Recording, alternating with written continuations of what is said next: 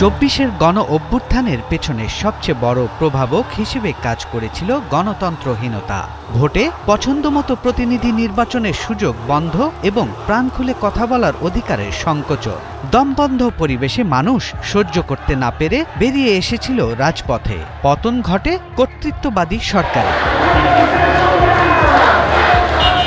এরপর সবার আকাঙ্ক্ষা ছিল দ্রুত একটি সুষ্ঠু এবং শান্তিপূর্ণ নির্বাচন, যার মাধ্যমে নির্বাচিত সরকার ভয়ভীতিমুক্ত গণতান্ত্রিক পরিবেশে সবার অধিকারের জন্য কাজ করবে। হবে সুষম উন্নয়ন। কিছুটা দেরিতে হলেও সেই নির্বাচনের তারিখ ঘোষণা হয়েছে বটে, কিন্তু নির্বাচন বিলম্বের সুযোগে দেশে তৈরি হয়েছে বিশৃঙ্খল পরিস্থিতি। রাষ্ট্র এবং রাজনীতি বিজ্ঞান বলে, জনগণের প্রত্যক্ষ ভোটে নির্বাচিত সরকার না থাকলে দেশের অভ্যন্তরীণ এবং বাইরের শত্রুরা নানা ধরনের সুযোগ নেয়ার চেষ্টা করে। বাংলাদেশের রাজনীতি নানা ধারায় বিভক্ত।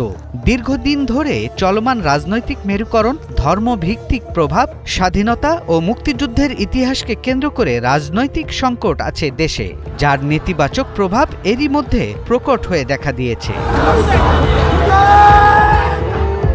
গণমাধ্যম, সাংস্কৃতিক প্রতিষ্ঠানগুলোর উপর নজিরবিহীন হামলার ঘটনা সম্প্রতি প্রত্যক্ষ করেছে দেশ। অথচ এসব প্রতিরোধে কার্যকর কোনো ব্যবস্থার চিত্র দেখা যায়নি। বিশ্লেষকদের মতে, নির্বাচিত সরকার এবং সংসদ থাকলে তৈরি হতো জবাবদিহিতার পরিবেশ। মাথাচাড়া দেওয়ার সুযোগ পেত না অগণতান্ত্রিক শক্তি। সর্বোপরি একজন গ্রহণযোগ্য নেতার অভাব টের পাওয়া যাচ্ছে হাড়ে হাড়ে। রাজনৈতিক বিশ্লেষকরা মনে করছেন, এই মুহূর্তে তারেক রহমানই একমাত্র নেতা যিনি সকল রাজনৈতিক পক্ষের কাছে গ্রহণযোগ্য এবং রাজনীতিকে পুনর্গঠনের সামর্থ্য এবং সম্ভাবনা ধারণ করেন। আমাদের স্লোগান, আমাদের লক্ষ্য, আমাদের উদ্দেশ্য মানুষের ভোটের অধিকার প্রতিষ্ঠা করা। Take back Bangladesh. বিশ্লেষকরা মনে করছেন, তারেক রহমানের উপস্থিতি এই জটিল পরিস্থিতি মোকাবিলায় গুরুত্বপূর্ণ ভূমিকা রাখতে পারে। দীর্ঘ সময় বিদেশে থাকার পরও তার নেতৃত্বে বিএনপি শক্তিশালী সাংগঠনিক কাঠামো ও কেন্দ্রভূত সিদ্ধান্ত গ্রহণের সক্ষম হয়েছে। তারেক রহমান বর্তমান সময়ে বাম, মধ্য এবং ডান সকল রাজনৈতিক দলের কাছে গ্রহণযোগ্য। রাজনৈতিক বিশ্লেষকরা মনে করেন, এটি একটি মধ্যপন্থা তৈরি করার এবং রাজনৈতিক সংলাপের সুযোগ বাড়ানোর সূচনা, যার মাধ্যমে আবার দ্বিধা বিভক্তি ভুলে দেশ যেতে পারে ঐক্যের পথে। বাংলাদেশের জনগণ প্রস্তুত এই বাংলাদেশে মানুষের ভোটের অধিকার প্রতিষ্ঠিত করার জন্য।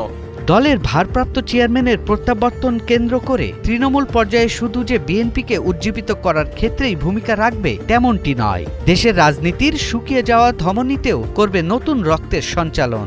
এবারের সংগ্রাম দেশকে নৈরাজ্য মুক্ত করার সংগ্রাম। আমাদের এবারের সংগ্রাম ভোটের অধিকারকে প্রতিষ্ঠিত করার সংগ্রাম। বাংলাদেশের বর্তমান রাজনৈতিক অচলাবস্থার প্রেক্ষাপটে বিশ্লেষকরা একমত, এই মুহূর্তে তারেক রহমান একমাত্র যোগ্য নেতা যিনি রাজনৈতিক সংলাপ, সংগঠন ও নেতৃত্বের মাধ্যমে দেশের রাজনীতিতে স্থিতিশীলতা ও নতুন দিক নির্দেশনা আনতে পারেন। সৈয়দ রাশিদুল, ৭১, ঢাকা।